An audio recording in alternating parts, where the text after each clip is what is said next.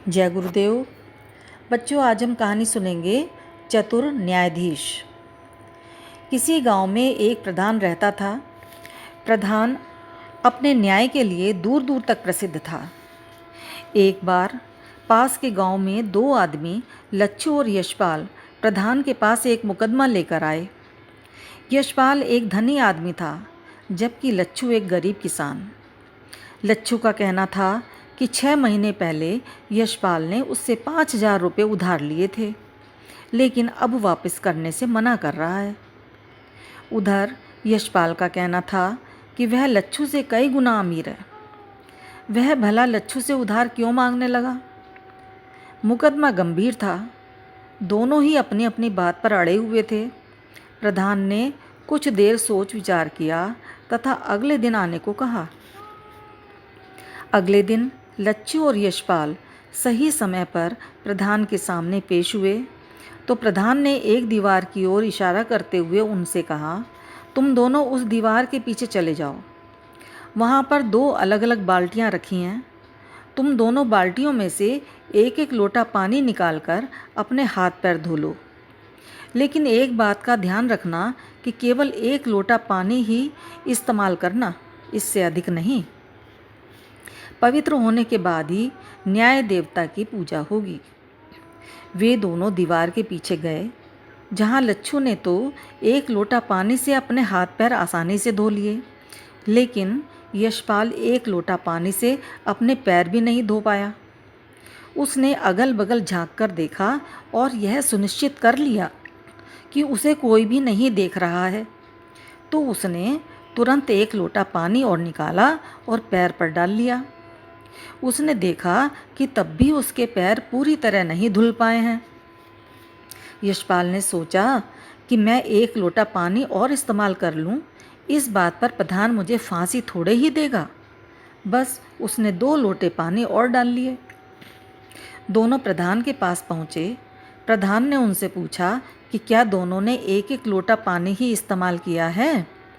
तो दोनों ने हाँ में उत्तर दिया। प्रधान बड़ा ही चतुर था। उसने बाल्टियों में जाकर देखा और जान लिया कि यशपाल ने 1 लोटा पानी के बजाय पूरी बाल्टी का पानी इस्तेमाल कर डाला है। वहाँ बहुत से लोग बड़ी देर से न्याय की प्रतीक्षा में खड़े हुए थे कि कब प्रधान अपना निर्णय सुनाता है। कुछ सोच विचार और न्याय देवता की प्रार्थना करके प्रधान ने अपना निर्णय सुनाया। लच्छू सही कहता है कि यशपाल ने उससे रुपए लिए हैं और वापस करने से मना कर रहा है। मैं यह फैसला देता हूँ कि तुरंत ही लच्छू को 5,000 रुपये वापस करें। झूठ बोलने के लिए उससे माफ़ी मांगे और हर्जाने के रूप में 1,000 रुपये लच्छू को और दे। इस बात को सुनकर लोग असमंजस में पड़ गए कि ऐसा कैसे मालूम हो गया। उन्होंने प्रधान से इस बारे में पूछा। प्रधान ने मुस्कुराते हुए कहा, सीधी सी बात है। मैंने दोनों की हाथ पैर की परीक्षा इसलिए ली थी जिससे मुझे इन दोनों के स्वभाव के विषय में जानकारी हो जाए।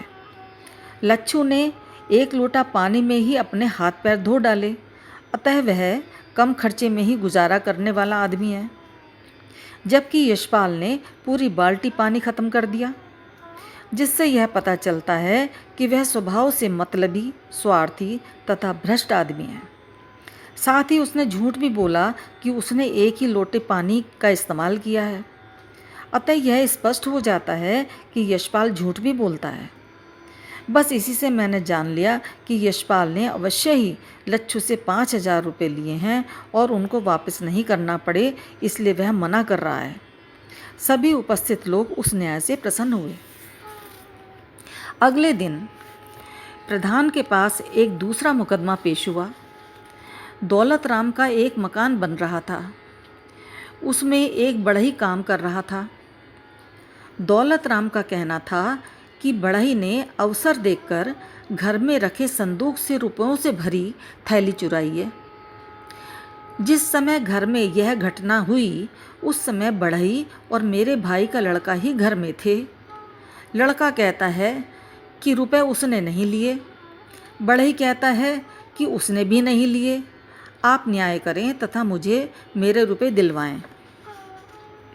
प्रधान ने उन्हें भी अगले दिन आने को कहा। दूसरे दिन सभी लोग वहां एकत्र हुए।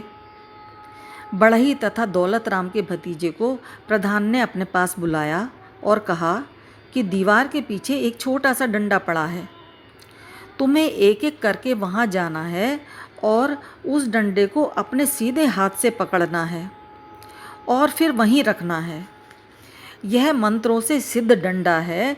जिसने भी पैसे चुराए हैं, डंडा उसके हाथ से चिपक जाएगा, वह उससे छुड़ाने पर भी नहीं छूटेगा।